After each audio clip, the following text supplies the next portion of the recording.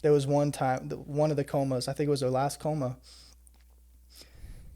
In the middle of the other two, I had lost all faith because my mom was the most faithful person in my life. Mm-hmm. And to see her suffer so bad, Yeah. as a kid, that I was like, okay, God's cruel. Yeah. And so I started believing that Right. God is just mean and he hates us. Mm-hmm. And so a lot of people ask me like, well, why'd you go atheist? It's a lot easier to believe that there is not a God rather than to believe he hates you.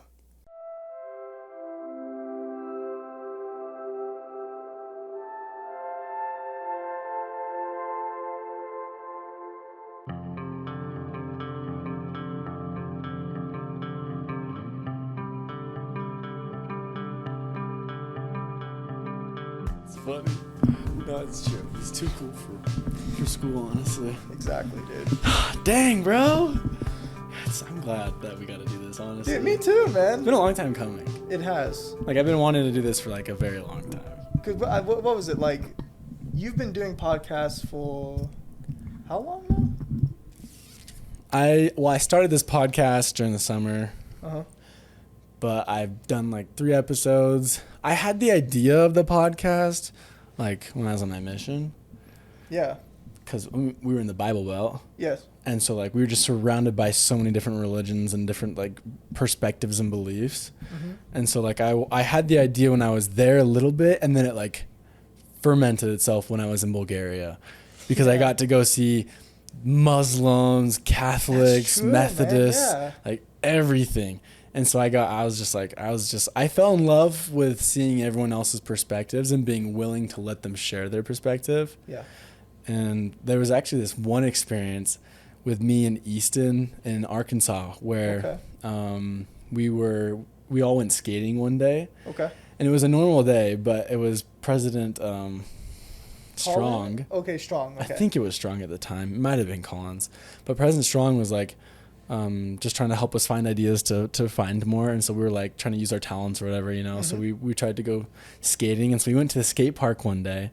And we met all these kids, and they were like into like some not so great things, and some family situations and stuff back home were pretty poor. Yeah. And things weren't great, but we would talk to them and hang out with them, and they like loved us. They had like our B1 stickers and our B1 bracelets. Dude, those were so cool. I know.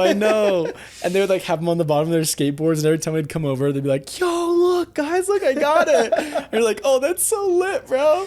Dude. And so like we got so tight with these kids, and then like after a while, we're like, "Okay, well, like let's invite them to come to church." Yeah. And so we started inviting them to come to church. And they just never came. And so eventually we went back, and Easton came with us this time. Or no, it was the time before Easton was with us. But this time we would go back as by myself with my companion. And I asked the kid, I was like, "Yo, like, why didn't you come?" And he's like, "Oh, like, my parents found out that it was, like, the Mormon church, and, like, they didn't want to come." And I was like, "Oh, understandable. Okay, like, I get that." Yeah. He's like, "Yeah, like, they're just not religious at all, but they just have heard so much crap about the Mormon church, so they just would not let me go." I was like, "Okay, I understand." I was like, "Well, honestly, dude, like, I don't care what church you go to. Like, if you try to understand Christ and come closer to Christ in any way, mm-hmm. like, that's going to be beneficial for you." So I told him right then and there, I was like, "Dude, just, like, go to your parents' church. Go to the church, like, around the corner from you. Just go to a church, and you're going to find Christ." Yeah. And my companion pulled me aside afterwards, after this conversation with this kid, and was like, "Dude, like, yo, like, you can't be saying that." And I was like, "Well, yeah, like, I understand, like, where you're coming from. Like, we're missionaries for our church. We're supposed to make them or get them to come to our church, you know, but, like," yeah. In my head, I was like, "Dude, like, I really don't think that's what it's about. Like, I think we're coming out here to show people who Christ is, and if depending on circumstances and who the person is, sometimes that doesn't always align." Yep. And I had the conversation later with President Strong, and I was like, "Yo, like, was anything wrong for that?" And he was like, "No, 100% not." He's like, "I love the fact that you did that, because, like, yep. people need to find Christ, however it is, wherever it is, and people are going to find him in different ways." Yeah. And you gotta be able to just, like, find the one in their circumstance, you know? Yeah. And so I don't know, just, like, that experience with Easton and, like, a few others, I just, like, kind of started to realize in my head for the first time, I was like, wow, like I love our church and I love what we're doing, but, like, sometimes there's a lot of barriers between us and like what we believe towards other churches and other people, depending on how we were raised, the culture we were raised in, whatever. Yeah. And so like if we can just like tear down that like belief system and just like be like, okay, no, like it doesn't matter if you come to my church, like I don't have to be right. Yeah. But you can still find this happiness, this joy, like in other places and in other circumstances too, you know? Yeah. Like, did you get the chance to go to like lots of other churches while you were on your mission? Oh yeah, before my mission and after, I went to a bunch of different churches, and I love that because. Here, bring your mic closer to your mouth. Sorry. Like, no, you're good. Like the crazy thing, what I think about when like you were telling that story, it's like, although like he wasn't gonna go to all church, he's going somewhere where he's gonna feel the Holy Ghost. Yeah. So if you look at it a perspective of like, if this is the true church, yeah, that boy will go to whatever church is around him, feel the Holy Ghost, and then they're going to have this question for him: why did you come back?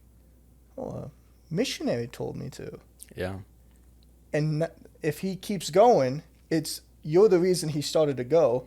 And then at some point in his life, he'll go, I wonder what that guy believes.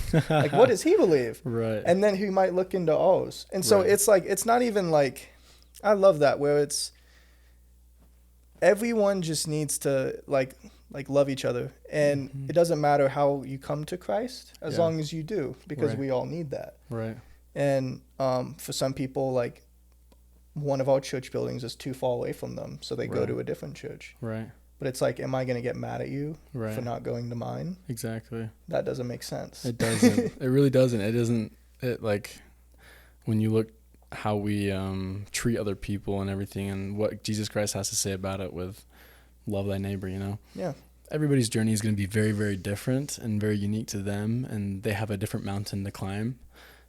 As long as I can get them on that journey in the first place, like I don't care where they start or how they start or whatever. Yeah. As long as they start, you know, like it's all about that momentum, building it up and trying to get them to come unto Christ in some sort of way, because that's all that really matters. Exactly. As long as Christ is there. Agree. Yeah. And that's what's so cool, because like when you were talking about like doing the skating thing with Easton, that is where he like skyrocketed. Right. Because he has a presence that is not like anyone I've met. Like, he's a joy to be around. Doesn't matter who you are. Right. Like when we'd go to the skate park for P days or whatever. Yeah. He just like literally he would just be there.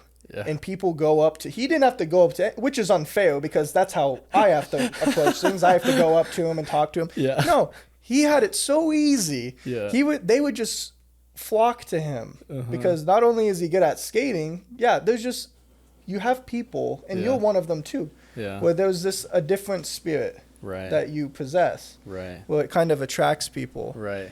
And I don't know, like, so I always loved going to I can't skate. Yeah. I suck at skating. Right. But I loved going just to see how many people he would talk to in the matter of 5 minutes. Really? It was so much better than tracting. I hate tracting. It's the worst. It's the stupidest thing in the world. Tracting is so hard. Such a waste of time. It really is. But I don't know. I always loved going to the skate park with him. I always tried to take his camera away. Yeah. And like try to film things for him and go, you should put this on the B1. He never did. But the little recordings I did get probably went in his trash. But hey, get what I can get. Yeah, you can do what you can do. Yeah, dude. Well, hey, man. Well, I guess I'll introduce you now. Yeah, go for it, man. Well, this is my great dear friend. We met in our Arkansas Bentonville mission. What district? Where were we at the time? Was that? What city was that? Yeah, that was. I was in Branson. You were with Thacker. I was in Harrison. I was in Harrison. Yeah. Okay. But we met on our missions, and the kid has the most influential story you have ever heard in your life, and it's something that has impacted me and has stayed with me for a long time. And I know a lot of people have different journeys and different paths and how they go about coming unto Christ, whatever their way is, because everybody has that. Oh yeah, everybody's got that moment, that their conversion story of some sort. Even me, where I was born into the church, and I was raised in it. I still had my conversion moment at some point, 100%. And a lot of people, it happens in different ways, in very unique, interesting ways. And I'm more specifically just really, the way that you came into Christ just really sat with me different, and it made me really look at things a lot differently. I know you talked about it too on the B1 page. But I really just kind of want to get into that story and see your perspective and like what happened there really. I don't know how far back you want to go with this, but I don't know, dude. Because there's so many I would want to know. Yeah, that's what's so cool is like everyone has their own story. Yeah. That's what I always feel pressure. Like I don't like telling my story because I don't want it to sound like, oh, look at me, blah, blah, that kind of thing. Right. But once you understand like everyone has their own way of like coming to Christ. Yeah. Like then that kind of makes me want to like share more. Well, at least recently, that's what it's made me want to do. Good for you. That's why I do the whole like Instagram stuff. I've been seeing that. Oh, dude, I've been seeing that. Good for you. But yeah, I guess we can. When I actually started, like, kind of being curious, was very young because. Were you born into the church? I was born in the church. You were born in the church. I was born in the church. I was baptized when I was 8. I have no recollection of my baptism. But I do remember like I was around 9 or 10 and none of it made sense to me. Right. Like I was sitting in what was it, like Young Men's or something, or whatever, and hearing all these stuff about Joseph Smith, and it never made sense to me. Right. Like it sounded like a fairy tale that my teacher would read in school. So like very young, I had like my brain always wanted to question everything. Okay. Like it's always been that way. My parents hated me for it. Really? I always wanted to question things. Yeah. Nothing made sense to me. Yeah. So I would always ask questions to try to understand what the heck you want me to do. Yeah. Pull the weeds. Yeah. Well, pull the weeds. Okay. Grab it, take it out. But like you're gonna leave the dang stem in there. Yeah. So like I'm asking questions about how, and so I would just question everything, and it was just how I would do things. So my mom, she has a disease called MS, like multiple sclerosis. Okay. And what that does, there's different like phases of it. Well, not really phases, but different degrees of it. Okay. And my mom has the worst one. Oh wow. So the MS lives in her, like has lived in her my entire life. So like I've never seen her walk. Yeah. I've never seen like anything like I've never seen her run. Like none of that stuff. Wow. And it targets a part of your body. In my mom's case, it's targeted her legs. Wow. And her back. I'm sorry. It happens. And see, that's one of those things. Like it does suck, but best blessing ever for me. Right. And I'll get into that, but what was it? I don't know. It was so unique of a situation, but at the time I was angry because, she was in pain all the time. There's not a day where she's not in pain. She goes to bed. Well, she wakes up every 20 minutes because of the pain. Really? No medication can draw it out, and she has tried everything. Everything. So nothing ever seemed to work. And so when I was younger, I was coming on 13 and 14. Yeah, 14. Same year as Joseph Smith kind of thing. Wow. And she, like, the MS just went and targeted her brain. Okay. So she went into a coma. Oh, wow. Yeah. And I remember, like, are you the older? I'm the middle child. You're the middle child. Okay. Has your older brother ever, like, gone to you and be like, hey, you hungry? You should go ask mom if we can go get some food. Has your brother ever done that to you? Yeah. Like, let's go eat. Exactly. Yeah. So that's what happened to me. So I'm sitting on the couch, and my brother's all like, go ask mom to get some food. And I'm like, oh yeah, I'm kind of hungry. Yeah, that sounds good. But I go in my mom's room, and it targeted her brain at night. Yeah. And I go, hey, mom, hey. And I'm trying to wake her up. Yeah. She's not waking up. So I'm like, hey, wake up. I have a question for you. I would like you to answer. Yeah. And she's just nothing. Really? And so then I start like, oh crap, she's dead. Really? So I start yelling for my brother. My brother's calls my other brother who happened to be on his way home. He drives home. Basically start like checking pulse. She has a heartbeat. We find that out. So like, okay, so why the heck is she not doing anything? Right. So then we call my dad. It was like a 20-minute drive. He got there in 5. Wow. Like he was flying. Yeah. And we picked her up, threw her in the car, and drove to the Phoenix Medical Center. Yeah.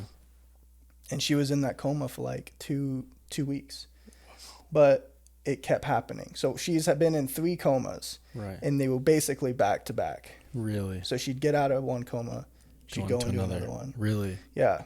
And so I feel like that's kind of where my faith was gone. Because really?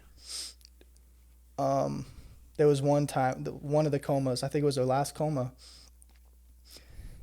In the middle of the other 2, I had lost all faith. Because my mom was the most faithful person in my life. Mm-hmm.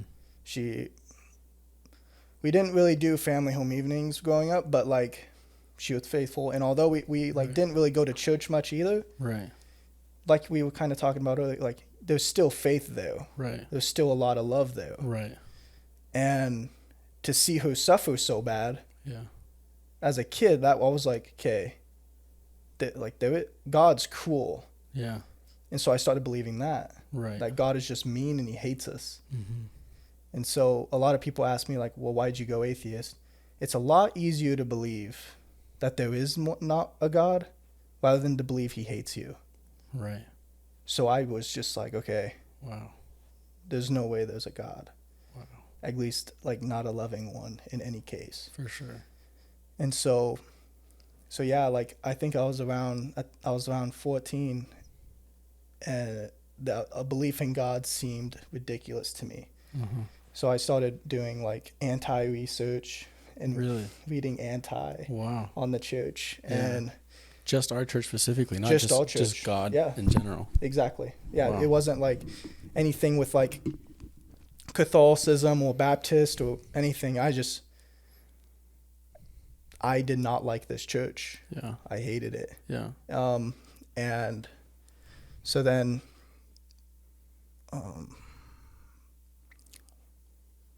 like the last coma, she went down somewhere in like, I can't remember when, but I remember the doctor telling us like, we're going to pull the plug on her.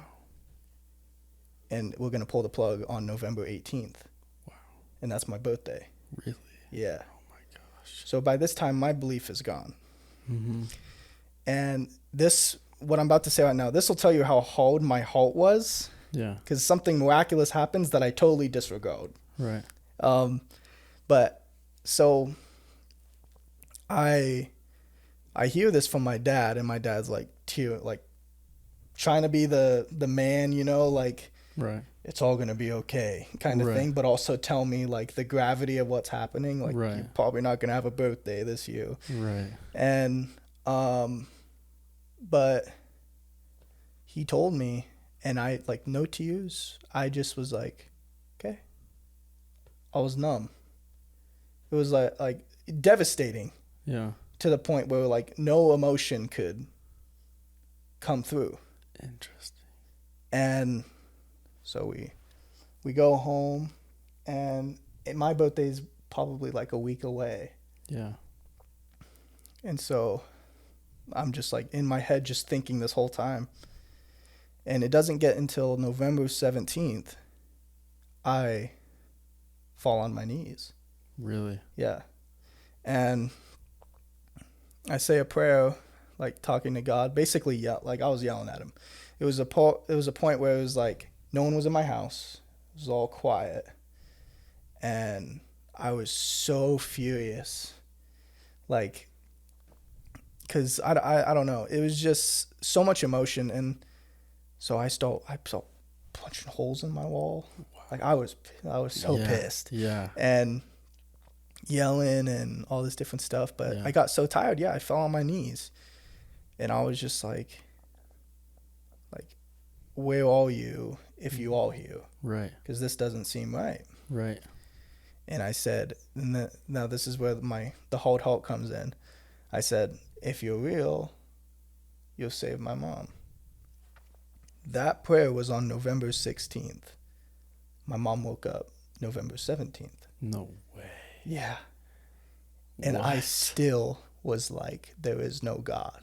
No way. I was so bent. You were still hard-hearted. I was so bent on there not being a God. Yeah.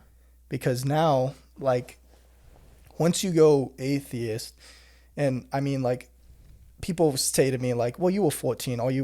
Were you actually atheist? Like, you only 14. Right. Yeah, I was. I hated everything. I didn't like anyone. Yeah. Like, church, no. And, like, I already was into anti. So right. It already, like, everything lined up. But right. Now that there was and then now that happened, well, I'm already so far gone. If I try to believe in a God now, I'm screwed. I'm in hell. Right. So then I just I brushed that aside. I basically thanks God. No, I didn't say that, but looking back at it now, it was basically like, oh, thanks for the help. You're not real again. Right. That's how I look back on it. It was such a stupid, reminds me a lot of the people in the Book of Mormon, where it's like you see this marvelous thing, and you're still an idiot. You still don't see it. Yeah, no. It's like you still don't see it. The big picture. And that's exactly how it was. I just totally disregarded it and moved on with my life. Oh, and if you have any questions for me, you can go for it too. Okay. I don't know how much to share, but no, go. I'll share it as you will. I'll jump in as whenever, but please. Yeah, go for it, man. But yeah, and so I was around 14 when that happened.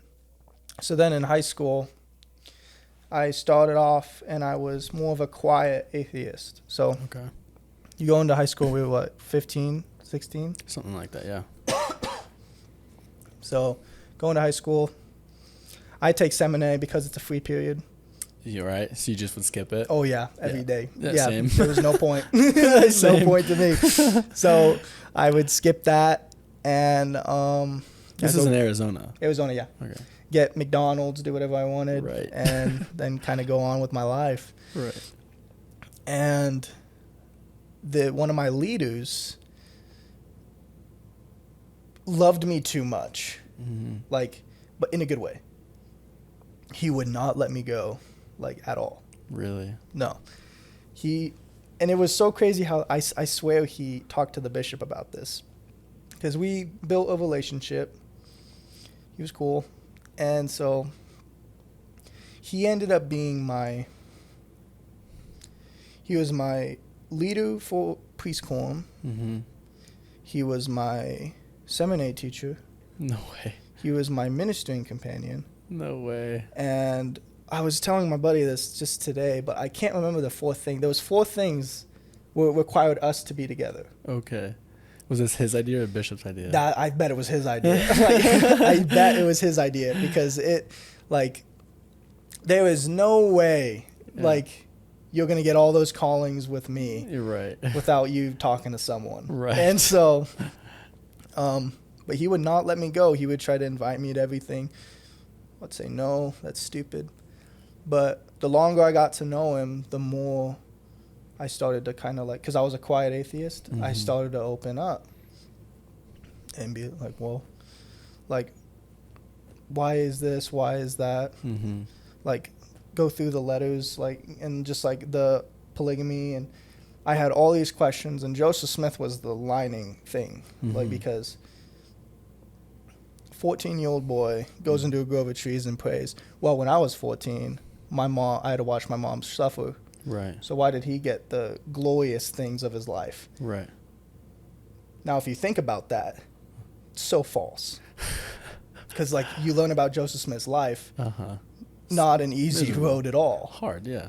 And so you could, like, hopefully when I'm telling this, it's like you could hear the ego that I had. Right. For, like, and, like, the wah-wah kind of thing for my life, right? Right. Because I was really selfish. But he wouldn't let me go. So he would always drive to my house, try to drop off cookies or whatever. He would get the missionaries, and he would try to send them to my house. I'd sneak out the window of my room. No way. Legit. I would sneak out the window. No way. And I would just dip. Did you ever just, like, give up on him? And, like, did you ever just, like, tell him just, like quit it? Like, screw off? Like, quit coming over here? I did once. I didn't really do it that way because we had, like, a bond already set. So, like, when we, like, this took time. Like, so I'm talking from, like, 16 till I was, 18. It was, like, 2 years of us kind of establishing a relationship. Yeah. Because he did the long run. Right. He didn't want to come up to me and start preaching to me. He knew that wouldn't work. Right. So he played the long run. Right. And just wanted to be my friend at first, and we'd talk and have, like, these interesting conversations. Okay.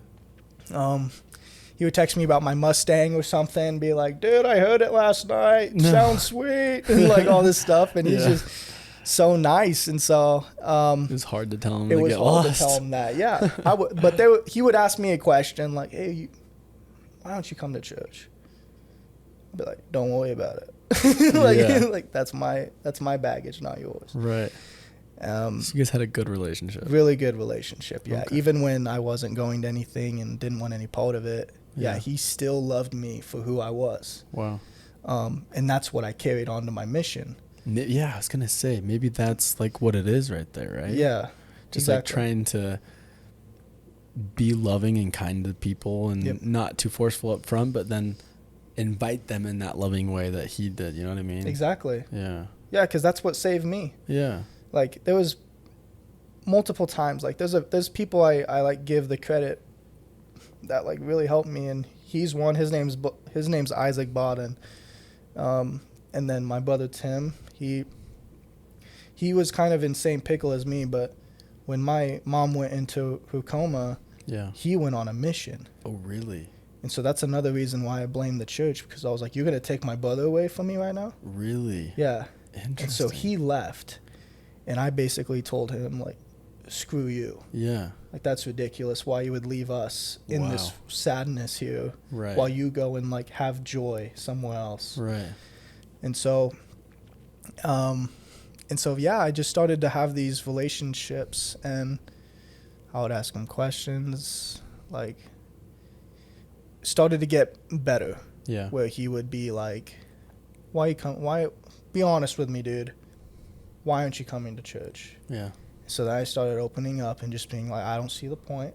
Yeah. Like, I'm just as happy as you. Right. Why do I need to go? And like, just having these open conversations, and then the more we got along, the more he started to realize how much I hated the church. Like, really? I hated the culture. I hated the people. Right.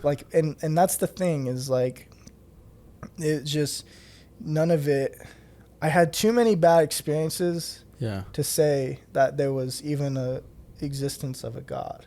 Yeah. And I would study, I remember when I was in high school, I'd, like, read stuff on, like, Richard Dawkins. Do you know him? I don't. Okay, he's, like, the biggest atheist in the world. Oh, really? Yeah, he wrote a book called The God Delusion. Okay. He's the one that's delusional, by the way. He's an idiot. But yeah, he wrote all these books on atheism, and I studied Sam Harris too. He's another atheist, and it's just like, that is when you get into there's no spirit. Mm-hmm. So could you really tell the difference between that? Oh yeah. Really? Like not at the beginning. But for example, when the first time I had been to the temple once inside to do baptisms for the dead. Right. And I think that was before I was 14. Okay. Other than that, I had never been inside the temple. The first time I went into the temple, I was on the mission because COVID happened. Right. And so I wasn't endowed or anything. Right. And so when I went into the celestial room, mm-hmm. I had no idea what that was. Really? Like I had felt glimpses of it on my come up to Yeah. trying to be a better person. Yeah. But that woke me up. Really? Yeah. And I compare it like, so like when I was going through all these questionings and I was talking to them, because I'd have debate, kind of sit downs like what we're doing right now. Right. But it was mainly debatable, like debating things where I would do it with my bishop. Okay. I did it with my seminary teacher. Yeah. Brother Bon. Yeah. I did it with him. And then another teacher who was a seminary teacher, but he wasn't in my class, but I'd go to him and ask him questions. Right. Brother Allen. But I started to just like be more vocal about how much I hated the church. Yeah. And that even went towards like people in school. Yeah. So then I was being judged even more. Really? Because of what I thought. Yeah. And did you go to a church or to a school that was mostly LDS? I wouldn't say mostly, but because I know there's some areas in Arizona where it's like that, right? Yeah. Oh, definitely. Yeah. That we had a pretty good amount of people that were LDS. Okay. They were the ones I did not want to hang around. Okay. They were not the fun ones. So their parties looked like board games and all that stuff. So lame. Looks like Provo parties now. Exactly. I hated that. Speaking of that, we went to a Provo party yesterday. Oh, yeah. Legit board games.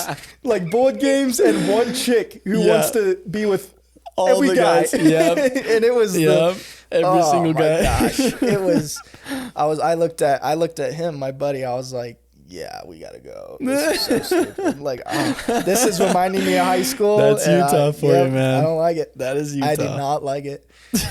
but yeah, they were the ones, like, I looked at people in the church as they were the ones trying to take away the fun.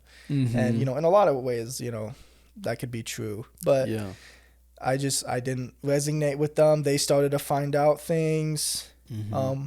But my seminary teacher, Brother Bond, he'd say, come to seminary, and then you can ask me a question afterwards. Okay. And so I was like, okay, fine, whatever. Fair. I'll come in late. Yeah, right. So I would come in with my Circle K drink, my Filibotos, Mexican food, and I would just eat while he was talking or whatever, be on my phone. And then afterwards, we would have a discussion or a talk. Interesting. What were the kind of questions you were asking him? Well, a lot of my hate, was mainly the aspect of suffering. That was one. Uh-huh. And then, because I hated the whole, oh, you suffer to learn. Oh, great. You think I can't learn any other way? Right. That seems stupid. Right. And then another one was a lot on Joseph Smith. Uh-huh. Polygamy, for example. That was a big one. I hated that. Right. And mainly just Joseph Smith. He was the big... was he kind of like that tipping point for you? Yeah, just trying to... We're putting all faith in a man. One guy. Uh-huh. Yeah. Who says he did the impossible. Right. He's a man. Right. And it didn't... Yeah, it just didn't resonate. I didn't like it. Yeah. What were some of the conclusions you came to after talking to him about those things? The ending conclusions, they gave me, I don't know, my story, it was so cool because like what they did was so instrumental. I mean, obviously people didn't give me like, some people didn't give me the time of day, you know, like in trying to answer hard questions and things, which is the most annoying thing in the world. But one thing, like, oh man, I don't know. Wait, what was your question? Sorry, I'm now like thinking back, and I'm getting lost. Like, it was after asking all those questions, mostly about like Joseph Smith. What were my conclusions? What were the conclusions you came to, or does that kind of go along with the story? It kind of goes along with the story. Then keep going. Okay. All right. So yeah, I started really trying to understand things because I had another wake up call, and this is like, it was the worst wake up call like I could ever have, or anyone could ever have. I was a couple weeks ago, I was walking through, like in Mesa, we have these temple lights. Okay. It's so cool. Yeah. And they have the visitor center, and a bunch of missionaries are walking there. Yeah. And one sister missionary, they have this cool replica of the Mesa temple, and you could like see inside it. And I was like, oh, I sat there last week, you know, like have this little thing. Yeah. And the sister missionary comes up to me and she's like, hey, have you ever been to the temple? Because I guess I don't look the part. I don't know. But like, I don't know. But she came up to me and started asking me questions like, you ever been to church and all that? And I'm answering. I'm like, yeah, you know, I'm a member. Yeah. I'm saved. I'm just kidding. No, just kidding. But yeah, she started asking me questions, and she's like, have you always been a member? And you know, I never really understand how to like answer that because, you know, I was baptized when I was 8, yes. But right. But you kind of had your fallen away, but then kind of came back. I didn't come back till I was like 18 and a half, coming up on 19, because 19 and a half is when I was allowed to go. Yeah. Because of the whole repentance process stuff. Right. But she's like, oh, so she's trying to like kind of get stuff out of me. And she was like, well, what did it? And this is like my answer. It was like, I saw hell to understand heaven. And she was like, oh, I wish that happened with my brother. And I was like, no, you don't. Like, you didn't. Like, and so what happened was I was starting to get more curious because I could see even flaws in my own thinking. Yeah. So the atheism is, in order to be a true atheist, right, you can't love. Because what is love governed by? God. Interesting. Morality is governed by religion. Right. Act a certain way. Be as good as you can be. That's governed by religion. So if you don't believe in religion and you don't believe in God, atheists don't believe there's a point to life. Right. Neither did I. Right. You die and that's it. Right. You can live as crappy as a life as you want. Doesn't really matter. There's no point. And so then what the atheists say is, oh, well, we want to make it a better future for our children. Okay. What is the point if they're going to die and have nothing? Yeah. So I'm getting these even more questions about atheism. Yeah. As I'm having these conversations with my brother Bon, brother Alan, like my dad even, like right. I'm having these like kind of thoughts about atheism now, and I'm like, well, shoot, if I'm more to be a straight up atheist, I can't love my mom. I can't be nice to people. There's no point to it. Religion governs morality, and the morals that you take, that's religion. Interesting. And I can go on about that for hours. No, I actually want to ask. I'll save you. Go for it. I kind of want to ask because I think about it a lot. But like, what does that mean exactly? Like love, meaning, like if there's no God, there's no love. Yeah. Like, does that mean you think that everyone who doesn't believe in God doesn't love anyone. They can't love anybody. See, that's the thing, they do. So that's the problem, is you can be atheist and have morals. Yeah. That doesn't mean, like, true atheism, you can't. So what I'm saying is every atheism is a hypocrite, because the logic of it doesn't make sense. It doesn't make sense.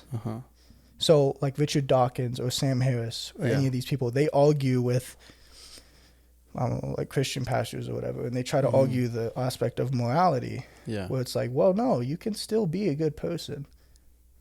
But why?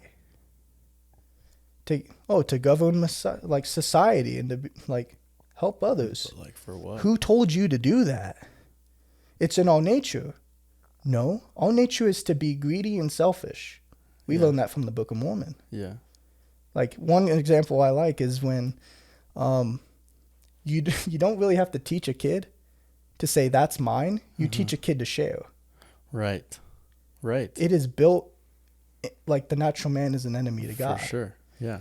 It is built in our nature to be selfish. Right. To think of ourselves before others. Interesting. That's why it's to become a disciple. Right. You put on a new skin to serve and to help and love. Yeah. And to be charitable. That's beautiful. And so when atheists say they can have, like, atheists can still have morality, you can, and they do. Yeah. To an extent. To an extent, but you're being a hypocrite when you are. Right. It doesn't make sense. Like, treat others as you wish to be treated. That's a religious principle. Right. And you're trying to steal it to put in your little tiny box to make yourself and your life more convenient. Interesting. And that's what they do. Very interesting. So I started to poke holes in atheism. Yeah. And so now I reach a point where I'm more agnostic. Okay. So, and that's around, I wasn't agnostic for long. I was about 18, and 18 and a half is when I tried, like, to go on my mission, or started thinking really tough about my mission, because I was already graduated and all this stuff. But so then I started nitpicking atheism. And so I moved towards agnostic, and I have all these questions in my head because I still have my questions on God and religion and suffering, and but then now I have all these questions on, you guys are hypocrites. Yeah. And so I'm like so stressed and blown away. So confused. Yeah. Until God shows me hell. And he did that. And I won't name the person, but someone I was sitting at, in my house. Yeah. Which I normally not do. I'm usually out and about, but all my plans canceled, and I was just like, okay, well, spend time with the family, I guess. So if I have to. Yeah, if I have to, I'll do it. And my sister, like all these people are here, and my sister's got her kids and stuff, and someone in my family comes in from the store, puts the groceries on the counter, and goes in the garage. Oh, and I'm like, okay, like nothing strange about that. And my someone in my family goes, time for dinner. Let's go. Where is so and so?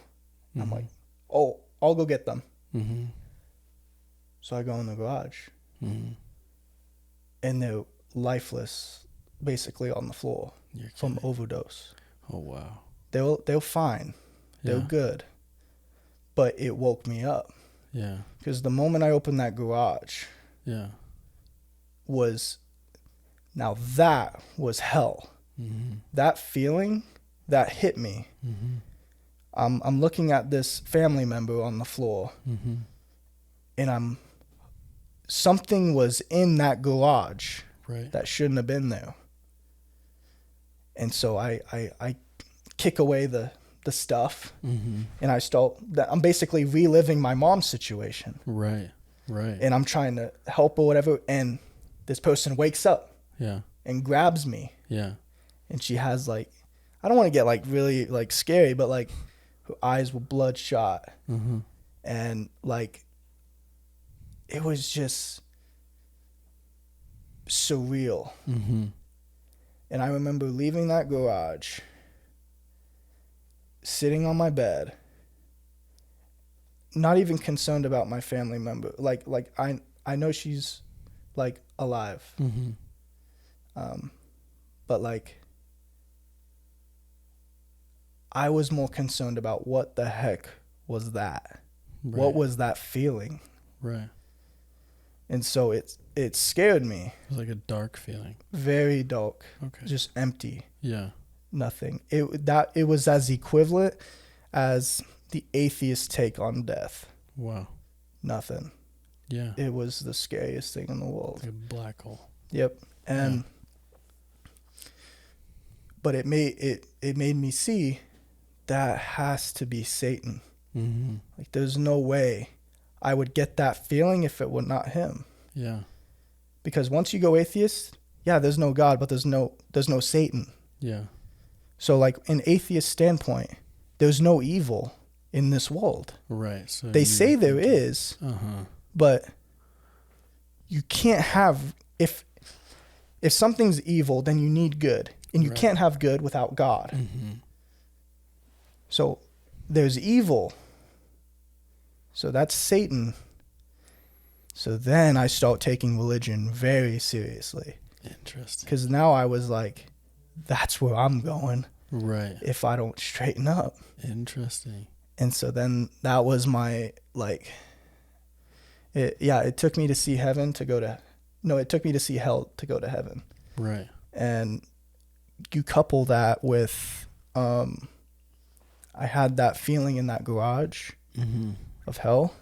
Now, the joy part, now you couple that feeling with being in the celestial room for the first time in your life. Completely different. That is when I knew I made the right choice. Interesting. And it wasn't until my mission is when I knew that. Really? Yep. So you didn't even have that confirmation until you were on your mission? I knew that there was a hell. And I also knew that with my study of, like I was saying before, like Catholicism and Baptist, a lot of things didn't make sense. Right. And so when I started to kind of try to come back to church, and the one thing that was very, very hard for me still to believe was that God loved me. Right. Extremely hard. Right. And like with my mom suffering, and that was still in my mind the hardest thing to understand. Right. And I didn't get to understand it until my mission. I give my mission everything. That changed my life. So what made you decide to go on a mission between those 2 points? I tried to go to college. The college literally told me no. You're not eligible to come here. Oh, really? Yeah. GCU told me you are not eligible to come here. Do not like I have. Okay, but let me say this: I never even put in a thing for GCU. So they sent me a letter. They were just letting you know. To tell by me, the way, in case you were by the way, you can't get in here. Just so you know. And so my dad, he goes, GCU sent you a letter, and I'm like, really? That didn't apply. Yeah, that's what he said. He's like, I didn't know you applied. And like, I was like, yeah, dude. And he gives me the letter, and I read it, and it says, first words, you are not eligible to apply to our college. And so, that's funny. So now my dad's just like, oh my gosh. Like now my dad's pissed and all this different stuff. But yeah, I had nowhere to go. But I went to my bishop one time. I went to my bishop because Joseph Smith was the hardest thing for me. And he told me, I was starting to get a little angry. Yeah. And I was trying to ask these questions and he didn't have answers for me. I'm like, I need answers. Right. I need it. And he just goes, you're looking at this through an anti perspective. Mm-hmm. And he said, I want you to learn Joseph Smith as the man, like as the prophet, not the man. Mm-hmm. And so he goes, go watch Jeffrey L. Holland's talk. Oh, right. On like safety for the soul. Right. Amazing talk. Yeah, it is. So amazing. Oh, one of my favorites. And I didn't want to watch the whole thing. So I told him that I don't want to watch the whole thing. And he said, here, well then watch this clip. Right? So he pulls the clip up on my phone. He goes, go home and watch it. Yeah. So I went home, and I even still to this day, I remember where I was. I remember what time it was. Oh, wow. I turned that clip on, Mm-hmm. and now I'm hearing something I hadn't thought about, and that's through Joseph's eyes in what was happening. Because he gets into Holland, he's a bold man, and I love him for that. Yeah. And like, why would all these people go through so much for someone if like this book was false? Right. I don't have any I don't have any answers. Yeah. You could say that they're dumb, but to have that many people like travel that long and follow this man who claims that he saw God and Jesus Christ and have this book that he wrote very quickly with details in it that we like could never do on our own. So now I'm like, there's a point to that. Gotcha. And so that's when like, now I wasn't studying anti. Yeah. Then I started studying church things on Joseph Smith. Okay. And then I found out what type of man he was. Right. Even people in the church that weren't even part of the church. He was the hardest working kid that they knew. He was a great soul. Right. He had his mistakes, just like me. Right. But he was a good person at heart. He did things out of the kindness of his heart. There's so many stories on him just like going to a farm and being the only one working because everyone else is just like intoxicated or like whatever. Right. But he was there to work. He was there to help. Right. And then you just go through the amount of kids he lost. Right. In pursuit of this like the mob and all this different stuff. How many beatings, tarred and feathered, and all this different stuff that he had to go through. And then with the polygamy thing, that one was really big on me. That was hard. But to learn like Emma, and I learned about her.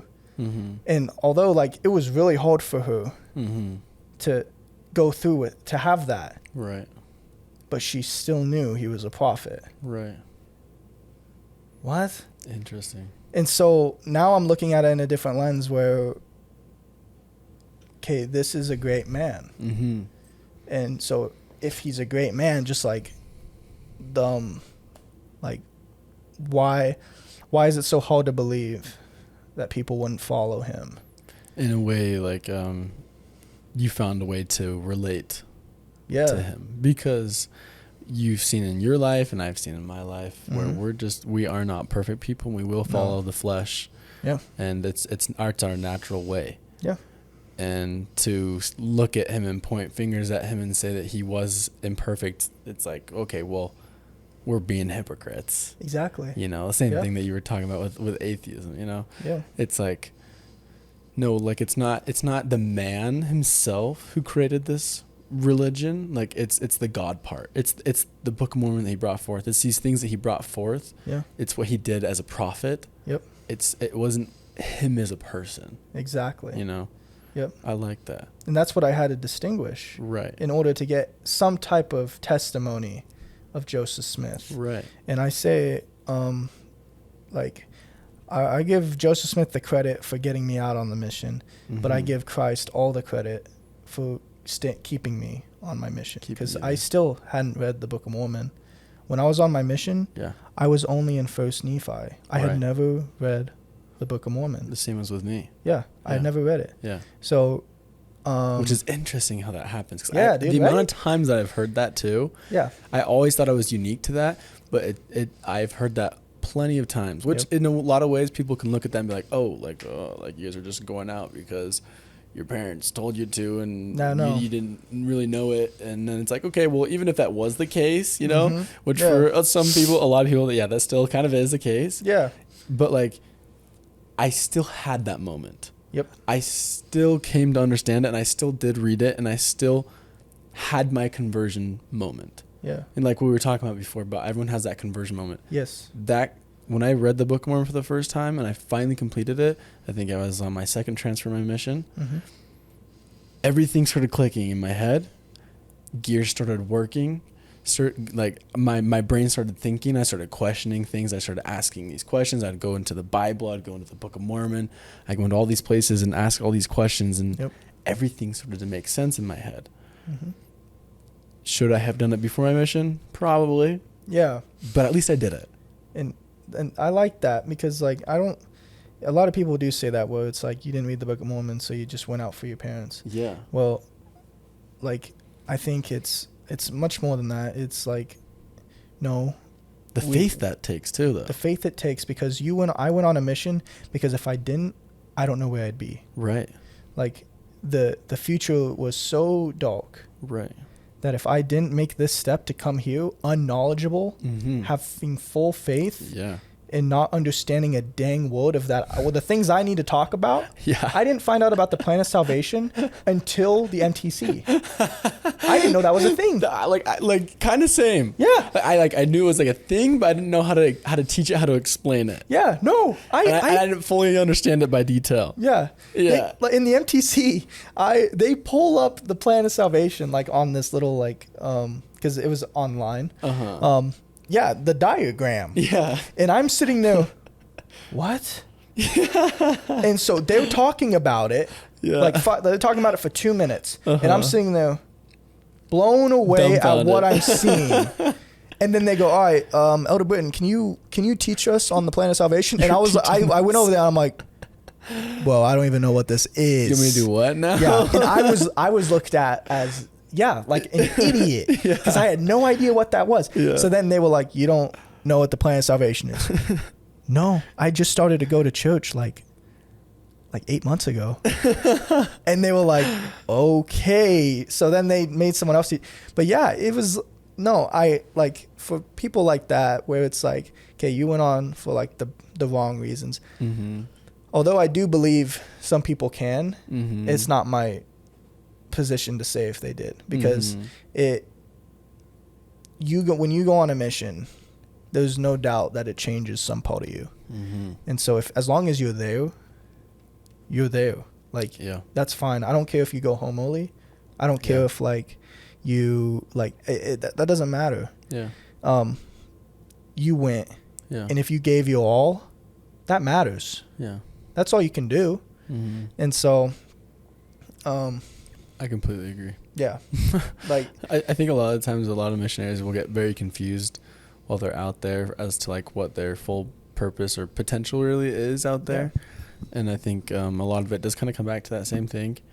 But something that I've always said and I will always stand by is like the mission is there's so much more to the mission like what we see than like the mission is the MTC to life. Yeah.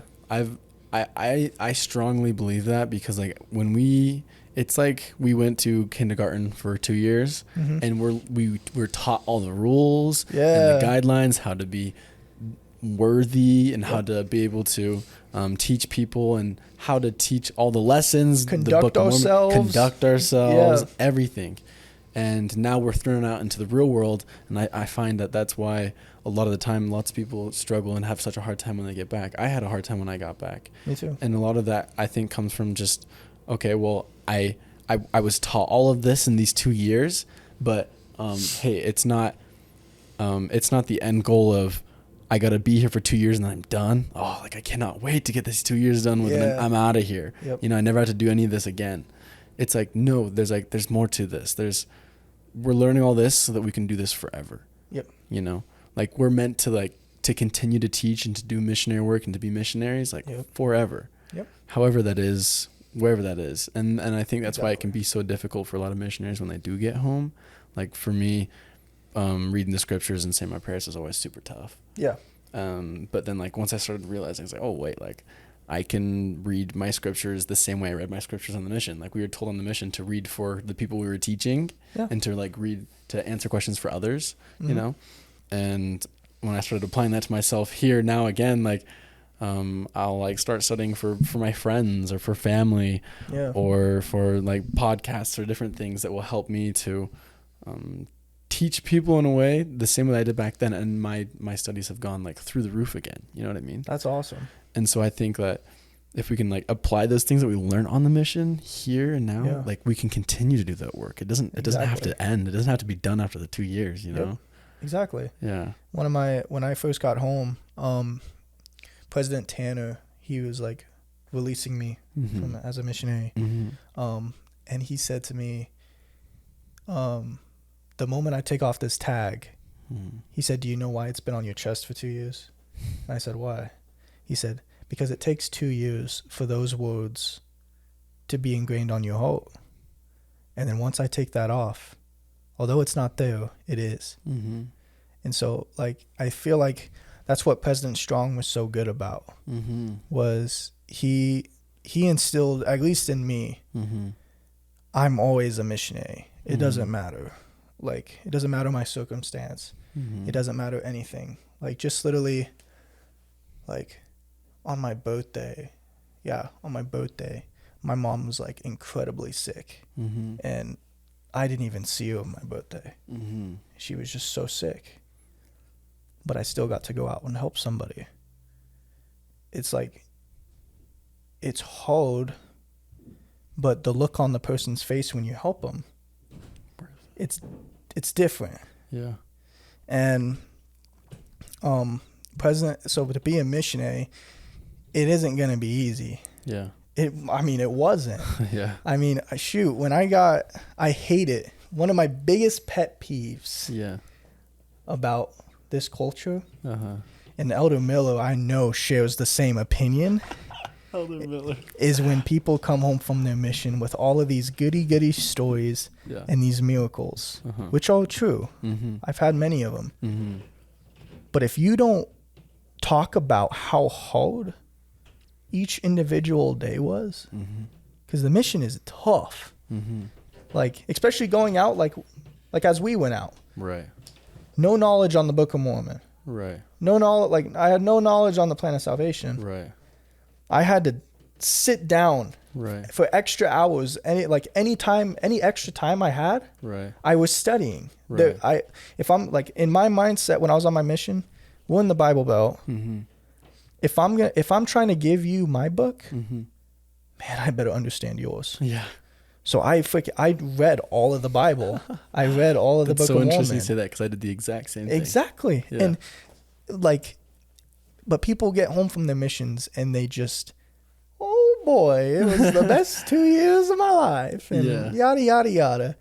And it tricks. It actually harms the coming up people, because they think oh man, I'm gonna have all these cool experiences, man, which you will. Yes. But it comes with the heart. But it comes with a price, a big price. A big price. You have one miracle for the 58 days you're freaking trying to sit on the couch trying to come up with plans. Yeah. Like, it is hard and it is so stressful. You have the weight of so many people on your shoulders. Yeah. You are carrying a big load. Yeah. I had one friend. Yeah. Whatever. I have my own problem with that. But, I had one friend where it was, if I said one thing, this guy could end his life. One thing, one wrong thing. And that whole situation's scary. It was really bad. I was in Centerton, but do you know what Centerton is? I think so. It's like right by Bentonville. It was when I was in Elder Miller and Simpson's district. Right. Man, That was so hard. But yeah, you have a lot of pressure on your shoulders. Yeah. But and you got to live up to it. You have to live up to it. And that comes with the small things. You got to work on those small, basic, little things that help you to do those big things. Exactly. Mm-hmm. Yep. You can't put like half your soul into it. It has to be full. Mm-hmm. And even though and then even when it is stressful, even when it is when pressuring, every visit you go to, you have to have the biggest smile on your face. Like you are not crying inside. I know what you mean. And that's how it was the first half of my mission was I was crying every night because I'm trying to engulf all of this stuff. So then myself I don't feel like a hypocrite. Because I did before when I was younger. I've done the whole praying for the Book of Mormon, but I didn't receive an answer. Right. And then President Strong gave an amazing talk on. I don't know if you remember that. Do you? Which one was it? It was although you didn't receive an answer at the end. The journey was it. Alma 9:15. Yeah. Changed my life. I remember that one. Wasn't that the one with the mountain? I think so. Yeah. The hike or whatever. Yeah. So good. Insane. And that opened my eyes. Even when he said that. Right. I was like, oh, so he didn't get an answer either. Yeah. I was like, oh shoot, I've been hiding that. Yeah. That I felt like a hypocrite. Right. You'll pray about it and you'll receive an answer. I didn't. So I always felt like a hypocrite, but you receive answer in a different way. Right. Yeah. And so then I would explain that when I would talk to people. You might not have a beaming angel come over your head and say, this is it. Yeah, this is it. Pack your bags. No, you could have a very stressful day. Yeah. Open the Book of Mormon. Yeah. And a verse will change your day. Right. As long as you remember that. Yeah. That's your answer. And it's easy to forget. Yeah. And that, I feel like that's the problem. Right. With this, with not only us, but big culture thing, is remember, because you read about Nephi and all of that stuff. Laman and Lemuel's biggest problem was that they forgot. They forgot everything. Right. It didn't matter if they saw an angel. They're going to forget. Right. I feel like a lot of that is our church. Yeah. Where you guys just served a mission. Yeah. And you did have those amazing experiences. Wow, that's interesting. But you forget those experiences. Yeah. I at least try to remember my mission, something about it every day. Right. How do you do that? How do I do that? Yeah. My job is really nice. Huh. I basically am a background character, and so I just listen to music all day. Okay. And I fix things. Yeah. So I have all that time to just kind of reflect. And I do. Wow. And so I think about my mission. I think about, I try to think about my past, where I've come, where do I want to go? That's still unclear. Yeah. And I don't think it'll ever be clear. But yeah, I choose not to forget, my experiences. Choose not to forget. I like that. And the things that happened to me. Yeah. It is so easy to be distracted. Especially you have work going on, you have school going on, you have all these things. Oh yeah, there's a lot of distractions. You have this really hot chick that just hits you up. It's really easy to forget. It's really easy, but I choose not to. Those experiences meant too much to me for me to forget that. Wow.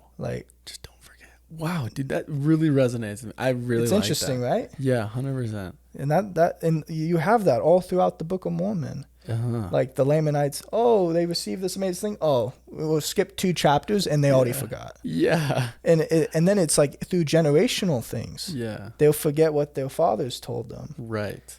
And they start screwing up. Interesting. It has to be a constant reminder. And that's why in the sacrament, that's why the number one word in the scriptures that's used the most is remember. Really? Yeah. I didn't know that. Isn't it cool? That's really cool. That's why in the sacrament prayers every Sunday, it's said so much. Remember. See, now that makes me start to think because a lot of the times in this daily world that we live in. Yeah. I get these daily stresses. I get sad about things. I get happy about things. I get excited about things, and things. All these emotions kind of happen all the time. And I was talking to someone the other day about this, where I was just like, I wish I just like could always be just thinking about God and Christ, and have those God-centered conversations all the time. The way that I feel when I have those conversations, I wish I felt like that always. Yeah. And like when you say that makes me think about like, okay, well, all I need to do is just be like remembering those things. Mm-hmm. Like I just need to remember, like, and to the point where I just need to like engrave it in my brain so much, like write it down every single day and always be thinking about it. That way it's always on my heart, and I'm always thinking about it. That way, like if I'm always thinking about God, how is there any time to be stressed or depressed? Yeah. There's no time for it. Mm-mm. Like I'm just thinking about God. Yep. And that's such a positive mindset to have too, that I think it could help out a lot of people today, you know? Oh yeah. Yeah. And now thinking back too, to backtrack a little bit to when you were atheist. Yeah. Do you feel like at that time you were almost trying to convince yourself that you were happy at that time? Absolutely. You try to convince yourself in any way that what you're living is the right way to live. Right. And you have to do that in every moment. Yeah. Because I don't know. I have specific memories of me feeling the Spirit in a glimpse, and I'd try to shake it off. Really? No, I don't want it. Nope. Really? And I would shake it off. That's I don't believe the Spirit leaves you in your darkest moments because of that. Yeah. But you have to like have a mindset of I'm right, you're wrong. There's nothing you can say to convince me. And that's what I would say to everyone I would talk to about these things. That's what I would start off with. Mm-hmm. There is absolutely nothing you could say to change my mind. I am here, you are there, and like that. And my main goal in having these discussions with like my seminary teacher and my institute, or like my bishop and all that, I did want to convince them. Yeah. But I honestly don't really think their main goal was to convince me. Yeah. And that's why I think they won at the end of the day. Right. I was trying to target ridiculous things that sometimes didn't have an answer, but most of them did. Mm-hmm. It is amazing how many answers we actually have of our church that we don't even know about. Yeah. And it was you convince yourself it's right because you surround yourself with people that think the same as you. Right. I had one buddy. He was the strongest. Like he was so strong in the church, so strong. I wasn't, but he was like my best friend. Mm-hmm. And I would have all these debates on him about atheism and God. Mm-hmm. I'm a Christian now. Mm-hmm. He's atheist. Really? Yep. Interesting. And that is the saddest thing ever. I now look back. Mm-hmm. God will probably never remove the faces that I've tried to convince there was no God. Wow. I remember all of them. I know their names. Wow. There's 4 or 5 people. Yeah. No, 5. Yeah. 5 people that are in my brain about who I told was this church was wrong. Mm-hmm. There is no God. Mm-hmm. I shouted at one guy. I said, we're cool now, but he was one of the ones having these debates with me. But I shouted at him. There's no, like, I was like, there is no, like, because he was getting me mad. There is no point. There is no God. Your whole entire family, there's no point to it. Mm-hmm. Everything that we have, your stupid book, there's no point to it. Yeah. stop. And so I told him, stop acting happy because I know you're not. And he was like, I am happy. You're not. And I just sat there and I was like, I'm as happy as I can be. And like, so, but like, yeah, you convince yourself. You convince yourself that you are the happiest in worldly things. Right. But it's not until you actually step out of the worldly things and you step into the spiritual things. Mm-hmm. Elder Simpson gave an amazing district council on this. Mm-hmm. Where, yeah, sure, you can be happy outside the church. You can be happy. But joy is completely different. It's a level of happiness you could only receive given by Christ. And it talks about that in the Book of Mormon. I wish I knew the verse, so then if someone's like, oh, it doesn't say that, you know, I could prove them wrong. But no, it says, like, God gave them joy. Yeah. Joy is so much different than happiness. 100%. Yeah. Happiness ends. It is. Joy doesn't. Oh, I had this conversation with someone the other day. Yeah. Happiness is something that we look forward to and something that we try to achieve. It's like the grass is greener. Yeah. Whereas joy is a completely different mindset. It is what we think happiness is supposed to be. Exactly. Yeah. And I know you have to run. Yeah. How much time do it's yeah, he just texted me, I'm here. Wow.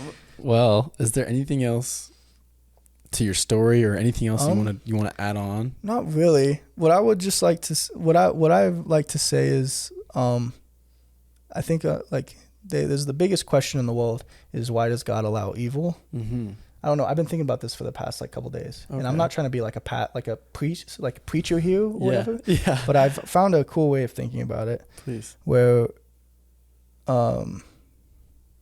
if God didn't allow evil, then I wouldn't be here. What if he started with me, you know? Uh-huh. Like, so many people, you look at the world around us now, so much evil, so much bad things. Right. It is so easy to ask, why does God allow evil? Right. Every single one of us makes mistakes. Mm-hmm. I've definitely told that. I've made so many. Right. Took me 1.5 years to be able to be accepted, to even put in my papers for my mission. Right. And God he allows evil. And I'm glad he does, because who knows if he would start with me if he were to take it away. And if he took it away when I was in that stage of atheist and angry, I wouldn't be where I am today. Wow. I love God more than anything. My family, they might not go to church. My friends, they might not go to church.